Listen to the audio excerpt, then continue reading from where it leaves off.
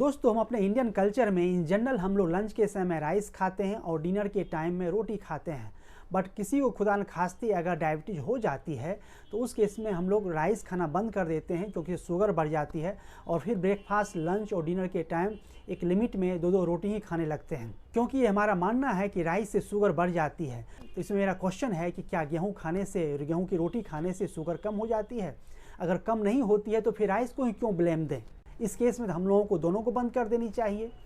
दोस्तों, डायबिटीज होने का कई कारण है और इसको ठीक करने का भी कई तरीका है। ये बात सत्य है कि शुगर राइस खाने से बढ़ती है और गेहूं खाने से बढ़ती है, लेकिन गेहूं में एक खास प्रोटीन होती है जिसका नाम है ग्लूटेन प्रोटीन।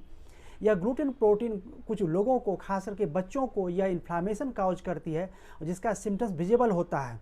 लेकिन कुछ लोगों को इसको इन्फ्लामेशन होती है बट सिम्टम्स इसका विजिबल नहीं होती है। इसका मतलब ये नहीं है कि ग्लूटेन प्रोटीन ऐसे लोगों को अफेक्ट नहीं करती है। ग्लूटेन प्रोटीन से एक इंटरनल इन्फ्लामेशन होती है जिसको बोला जाता है कि लो ग्रेड इन्फ्लामेशन।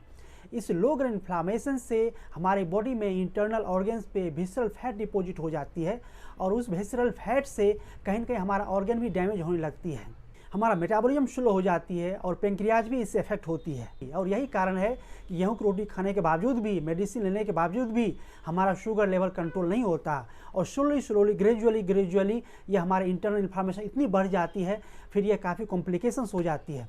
तो मेरा मानना है कि एक वन स्टेप में हम लोगों को एक व्हीट की जगह पे राइस को इस्तेमाल करनी चाहिए। राइस जो देसी राइस है उसे एक अनप्रोसेस्ड फॉर्म में लें, को अगर बैलेंस अमाउंट में लें, और यह एक पहला स्टेप होगा डायबिटीज़ को रिवर्स करने का।